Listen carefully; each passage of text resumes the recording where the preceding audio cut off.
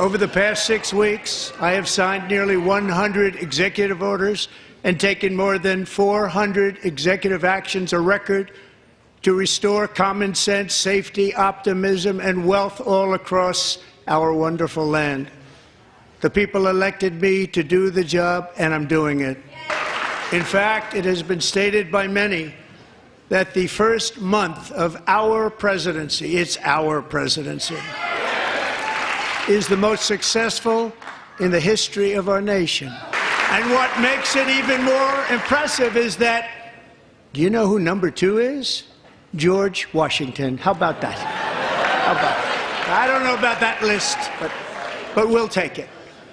Within hours of taking the oath of office, I declared a national emergency on our southern border, and I deployed the U.S. military and Border Patrol to repel the invasion of our country.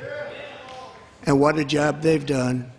As a result, illegal border crossings last month were by far the lowest ever recorded, ever. They heard my words and they chose not to come. Much easier that way. In comparison, under Joe Biden, the worst president in American history, there were hundreds of thousands of illegal crossings a month, and virtually all of them, including murderers, drug dealers, gang members, and people from mental institutions and insane asylums, were released into our country. Who would want to do that? This is my 5th such speech to Congress.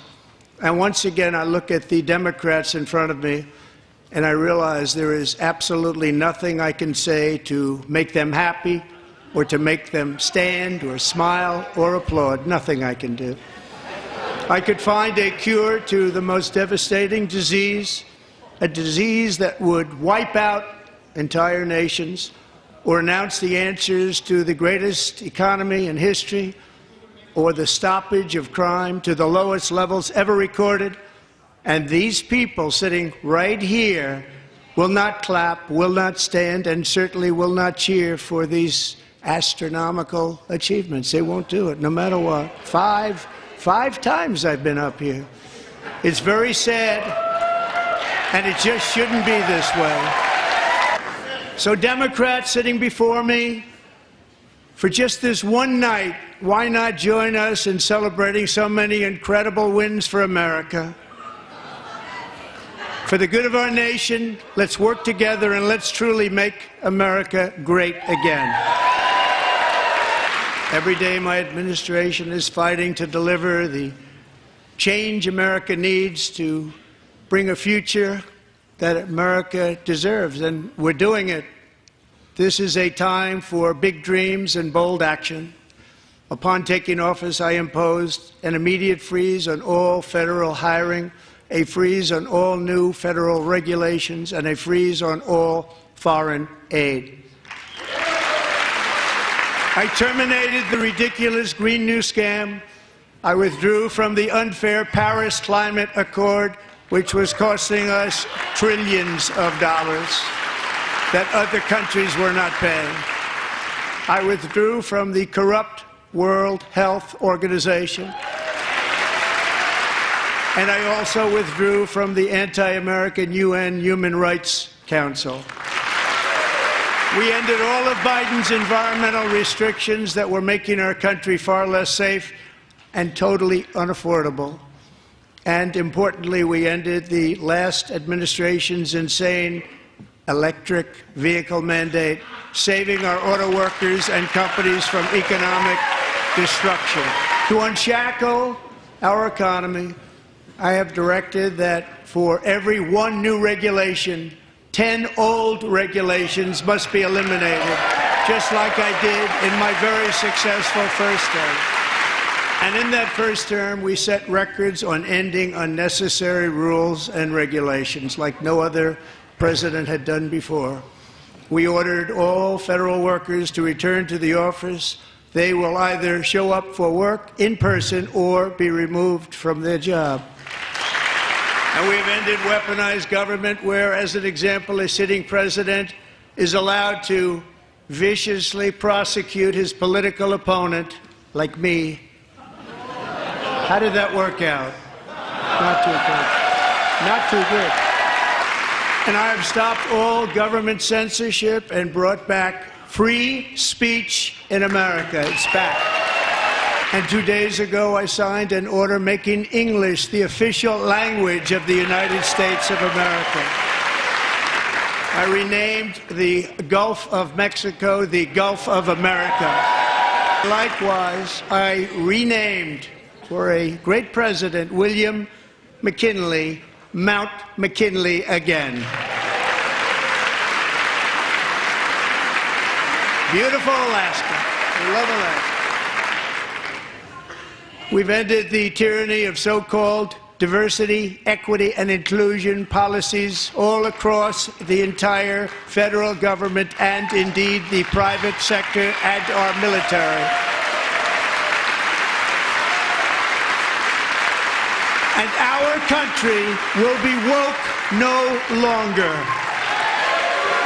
Whether you are a doctor, an accountant, a lawyer, or an air traffic controller, you should be hired and promoted based on skill and competence, not race or gender. Very important. You should be hired based on merit. And the Supreme Court, in a brave and very powerful decision, has allowed us to do so. Thank you. Thank you very much. Thank you. We have removed the poison of critical race theory from our public schools, and I signed an order making it the official policy of the United States government that there are only two genders, male and female. I also signed an executive order to ban men from playing in women's sports. 3 years ago, Peyton McNabb was an all-star high school athlete, one of the best, preparing for a future in college sports. But when her girls' volleyball match was invaded by a male, he smashed the ball so hard in Peyton's face, causing traumatic brain injury, partially paralyzing her right side, and ending her athletic career. It was a shot like she's never seen before. She's never seen anything like it. Peyton is here tonight in the gallery, and Peyton, from now on, schools will kick the men off the girls' team, or they will lose all federal funding.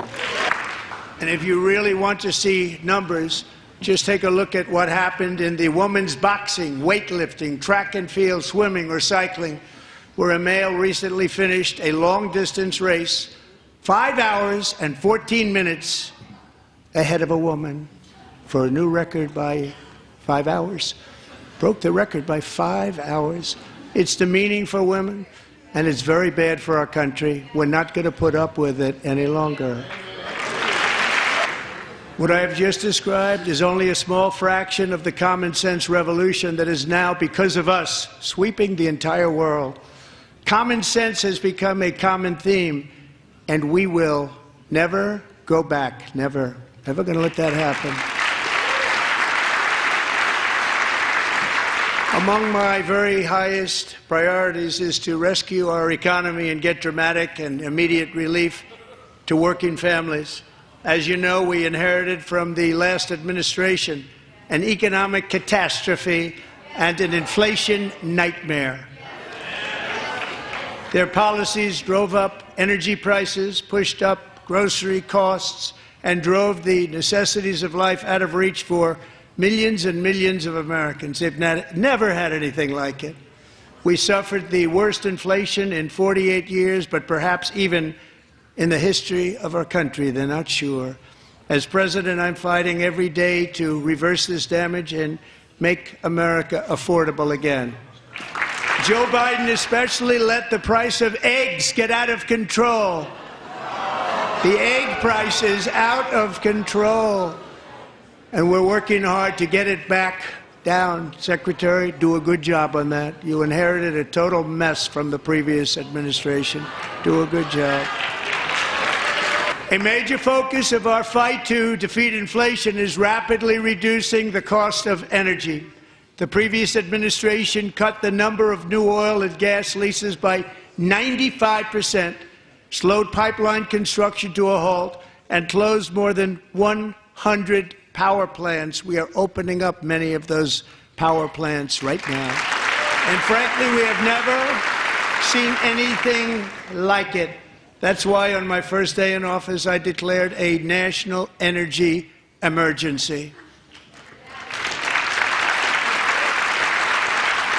As you've heard me say many times, we have more liquid gold under our feet than any nation on earth, and by far. And now I fully authorize the most talented team ever assembled to go and get it. It's called Drill, Baby, Drill.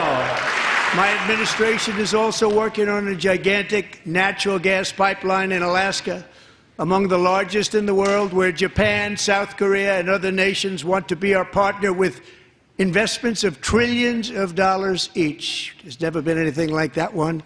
It will be truly spectacular. It's all set to go. The permitting is gotten.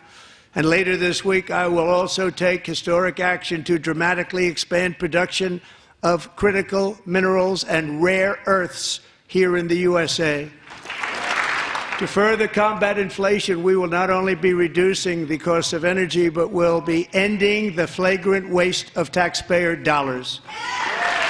And to that end, I have created the brand new Department of Government Efficiency, DOGE. Perhaps you've heard of it. Perhaps.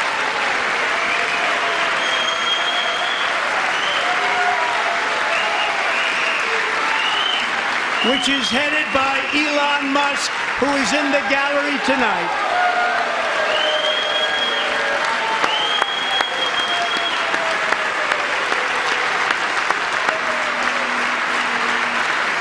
He's working very hard. He didn't need this. He didn't need this. Thank you very much. We appreciate it. Everybody here, even this side, appreciates it, I believe. They just don't want to admit that. Just listen to some of the appalling waste we have already identified. $22 billion from HHS to provide free housing and cars for illegal aliens. $45 million for diversity, equity, and inclusion scholarships in Burma. $40 million to improve the social and economic inclusion of sedentary migrants. Nobody knows what that is. $8 million to promote LGBTQI+ in the African nation of Lesotho, which nobody has ever heard of. $60 million for indigenous peoples and Afro-Colombian empowerment in Central America. $60 million. $8 million for making mice transgender. This is real. $32 million for a left-wing propaganda operation in Moldova. $10 million for male circumcision in Mozambique. $20 million for the Arab Sesame Street in the Middle East. It's a program. $20 million for a program. $1.9 billion to recently created Decarbonization of Homes Committee, headed up, and we know she's involved. Just at the last moment, the money was passed over by a woman named Stacey Abrams. Have you ever heard of her? A $3.5 million consulting contract for lavish fish monitoring. $1.5 million for voter confidence in Liberia. $14 million for social cohesion in Mali. $59 million for illegal alien hotel rooms in New York City. He's a real estate developer. He's done very well. $250,000 to increase vegan local climate action innovation in Zambia. $42 million for social and behavior change in Uganda. $14 million for improving public procurement in Serbia. $47 million for improving learning outcomes in Asia. Asia's doing very well with learning. We know what we're doing. We should use it ourselves. And $101 million for DEI contracts at the Department of Education. the most ever paid, nothing even like it. Under the Trump administration, all of these scams, and they're far worse, but I didn't think it was appropriate to talk about them. They're so bad. Many more have been found out and exposed and swiftly terminated by a group of very intelligent, mostly young people, headed up by Elon, and we appreciate it. We found hundreds of billions of dollars of fraud. And we've taken back the money and reduced our debt to fight inflation and other things. Taken back a lot of that money. We got it just in time. This is just the beginning. The Government Accountability Office, a federal government office, has estimated annual fraud of over $500 billion in our nation, and we are working very hard to stop it. We're going to. We're also identifying shocking levels of incompetence and probable fraud in the Social Security program for our seniors, and that our seniors and people that we love rely on. Believe it or not, government databases list 4.7 million Social Security members from people aged 100 to 109 years old. It lists 3.6 million people from ages 110 to 119. I don't know any of them. I know some people that are rather elderly, but not quite that elderly. 3.47 million people from ages 120 to 129. 3.9 million people from ages 130 to 139. 3.5 million people from ages 140 to 149. And money is being paid to many of them. And we're searching right now. In fact, Pam, good luck. Good luck. You're going to find it. But a lot of money is paid out to people because it just keeps getting paid, and nobody does. And it really hurts Social Security and hurts our country. 1.3 million people from ages 150 to 159, and over 130,000 people, according to the Social Security databases, are age over 160 years old. We have a healthier country than I thought, Bobby.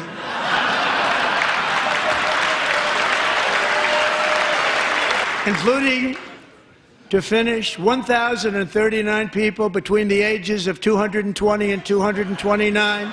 One person between the age of 240 and 249, and one person is listed at 360 years of age. More than 100 years, more than 100 years older than our country. But we're going to find out where that money's going, and it's not going to be pretty. By slashing all of the fraud, waste, and theft we can find, we will defeat inflation, bring down mortgage rates, lower car payments and grocery prices, protect our seniors, and put more money in the pockets of American families. And today, interest rates took a beautiful drop, big, beautiful drop. It's about time. And in the near future, I want to do what has not been done in 24 years, balance the federal budget. We're going to balance it. With that goal in mind, we have developed in great detail what we are calling the Gold Card, which goes on sale very, very soon. For $5 million, we will allow the most successful job-creating people from all over the world to buy a path to U.S. citizenship. It's like the green card, but better and more sophisticated. And these people will have to pay tax in our country. They won't have to pay tax from where they came. The money that they've made, you wouldn't want to do that, but they have to pay tax, create jobs. They'll also be taking people out of colleges and paying for them so that we can keep them in our country instead of having them being forced out. Number one, at the top school, as an example, being forced out and not being allowed to stay and create tremendous numbers of jobs and great success for a company out there. So while we take out the criminals, killers, traffickers, and child predators, who are allowed to enter our country under the open border policy of these people, the Democrats, the Biden administration, the open border insane policies that you've allowed to destroy our country. We will now bring in brilliant, hardworking, job-creating people. They're going to pay a lot of money, and we're going to reduce our debt with that money. Have given us a mandate for bold and profound change. For nearly 100 years, the federal bureaucracy has grown until it has crushed our freedoms, ballooned our deficits, and held back America's potential in every possible way. The nation founded by pioneers and risk-takers now drowns under millions and millions of pages of regulations and debt. Approvals that should take 10 days to get instead take 10 years, 15 years, and even 20 years before you're rejected. Meanwhile, we have hundreds of thousands of federal workers who have not been showing up to work. My administration will reclaim power from this unaccountable bureaucracy, and we will restore true democracy to America again.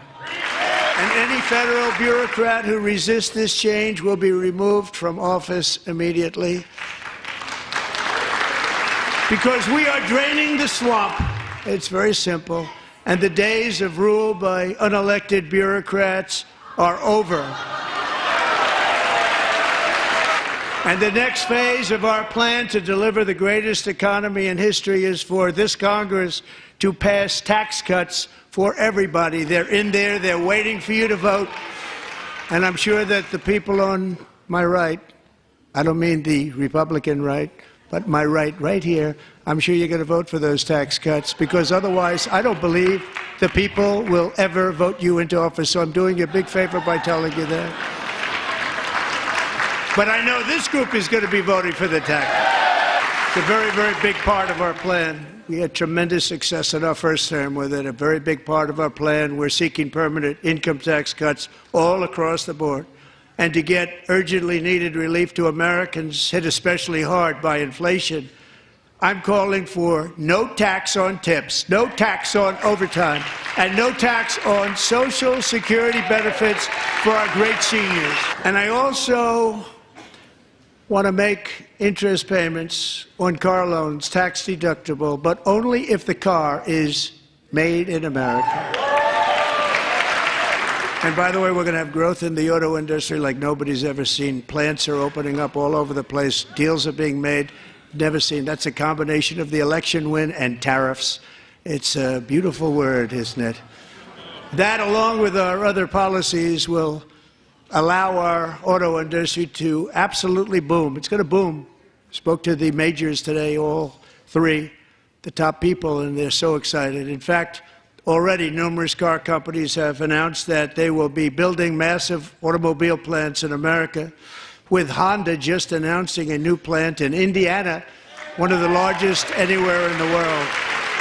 And this has taken place since our great victory on November 5th, a date which will hopefully go down as one of the most important in the history of our country.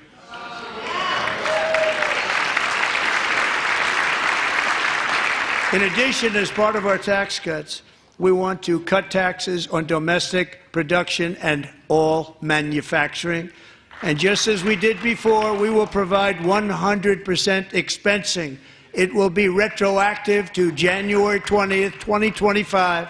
And it was one of the main reasons why our tax cuts were so successful in our first term, giving us the most successful economy in the history of our country, first term.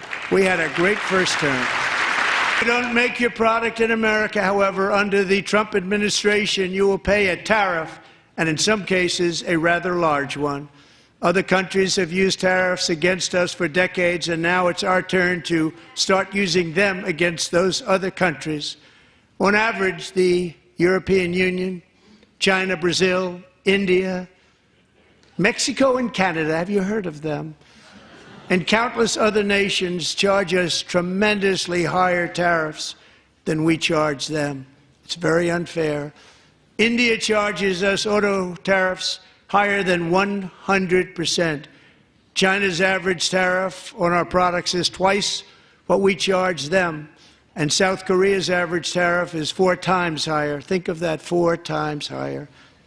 And we give so much help militarily and in so many other ways to South Korea, but that's what happens. This is happening by friend and foe.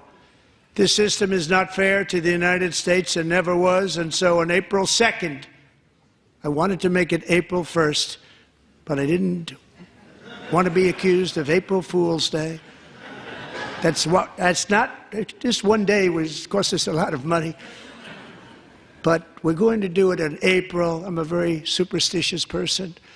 April 2nd, reciprocal tariffs kick in.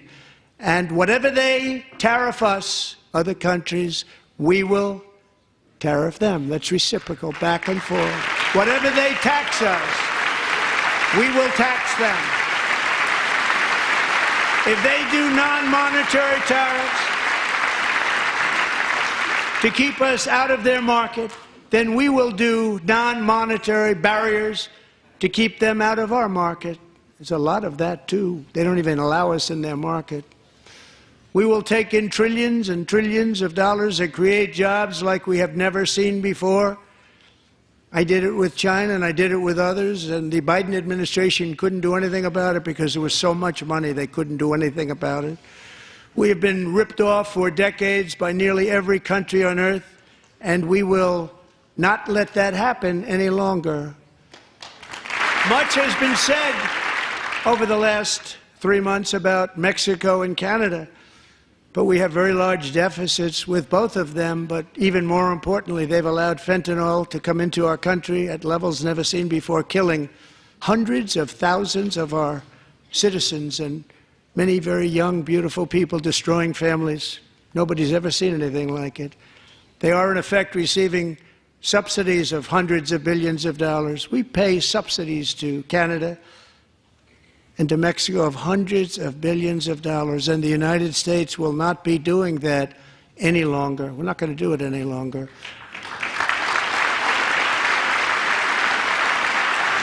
Thanks to our America First policies we're putting into place, we have had $1.7 trillion of new investment in America in just the past few weeks.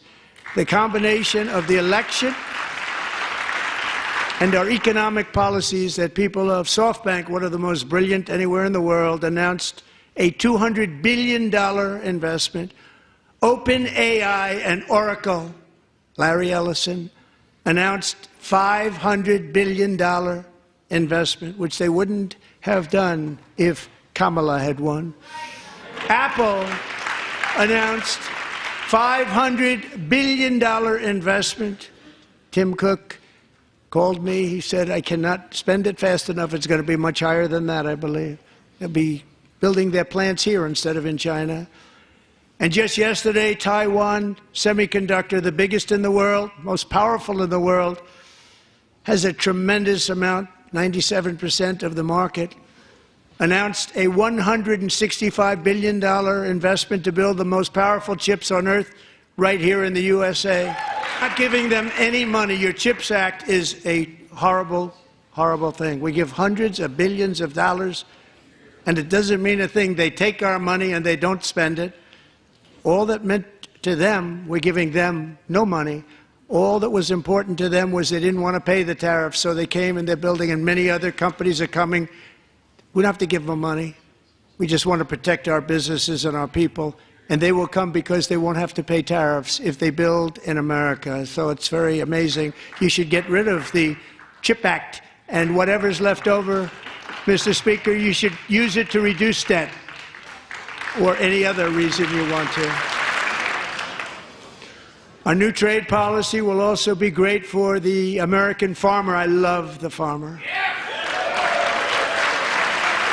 Who will now be selling into our home market, the USA, because nobody is going to be able to compete with you.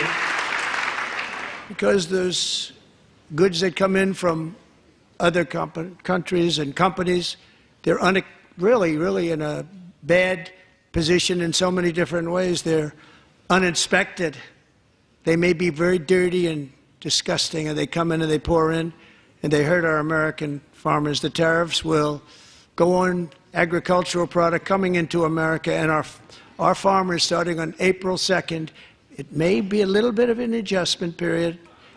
We had that before when I made the deal with China, $50 billion of purchases, and I said, just bear with me, and they did. They did. Probably have to bear with me again, and this will be even better. That was great. The problem with it was that Biden didn't enforce it. He didn't enforce it. $50 billion of purchases, and we were doing great, but Biden did not enforce it, and it hurt our farmers. But our farmers are going to have a field day right now. So to our farmers, have a lot of fun. I love you too. I love you too.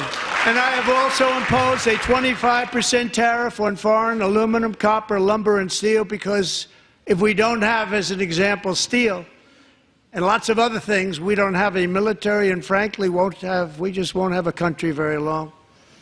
Here today is a proud American steelworker, fantastic person from Decatur, Alabama, Jeff Denard. Has been working at the same steel plant for 27 years in a job that has allowed him to serve as the captain of his local volunteer fire department, raise 7 children with his beautiful wife, Nicole, and over the years provide a loving home for more than 40 foster children. So great, Jeff. Stories like Jeff's remind us that tariffs are not just about protecting American jobs. They're about protecting the soul of our country. Tariffs are about making America rich again and making America great again, and it's happening, and it will happen rather quickly. There'll be a little disturbance, but we're okay with that. It won't be much. No, you're not. Oh. And look where Biden took us. Very low, the lowest we've ever been. Jeff, I want to thank you very much, and I also want to recognize another person who has devoted herself to foster care community. She works so hard on it. A very loving person, our magnificent First Lady of the United States. Job to criminalize the publication of such images online is terrible, terrible thing. And once it passes the House, I look forward to signing that bill into law. Thank you. And I'm going to use that bill for myself, too, if you don't mind. Because nobody gets treated worse than I do online. Nobody. That's great. Thank you very much to the Senate. Thank you. But if we truly care about protecting Americans' children, no step is more crucial than securing America's borders. Over the past 4 years, 21 million people poured into the United States. Many of them were murderers, human traffickers, gang members, and other criminals from the streets of dangerous cities all throughout the world. Because of Joe Biden's insane and very dangerous open border policies, they are now strongly embedded in our country, but we are getting them out and getting them out fast. I want to thank Tom Homan and Christy. I want to thank you and Paul of Border Patrol. I want to thank you. What a job they've all done, everybody. Border Patrol, ICE, law enforcement in general is incredible. We have to take care of our law enforcement. Have to. Thank you very much. Since taking office, my administration has launched the most sweeping border and immigration crackdown in American history, and we quickly achieved the lowest numbers of illegal border crossers ever recorded. Thank you. Media and our friends in the Democrat Party kept saying we needed new legislation, we must have legislation to secure the border. But it turned out that all we really needed was a new president. Joe Biden didn't just open our borders, he flew illegal aliens over them to overwhelm our schools, hospitals, and communities throughout the country. Entire towns like Aurora, Colorado, and Springfield, Ohio, buckled under the weight of the migrant occupation and corruption like nobody's ever seen before. Beautiful towns destroyed. Now, just as I promised in my inaugural address, we are achieving the great liberation of America. All 3 savages charged with Jocelyn and Lakin's murders were members of the Venezuelan prison gang, the toughest gang, they say, in the world, known as Tren de Aragua. 2 weeks ago, I officially designated this gang, along with MS-13 and the bloodthirsty Mexican drug cartels, as foreign terrorist organizations.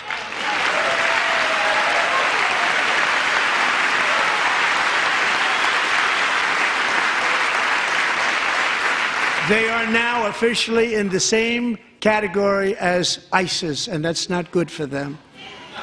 Countless thousands of these terrorists were welcomed into the U.S. by the Biden administration. But now every last one will be rounded up and forcibly removed from our country, or, if they're too dangerous, put in jails, standing trial in this country, because we don't want them to come back ever. With us this evening is a warrior on the front lines of that battle, Border Patrol Agent Roberto Ortiz. Great guy.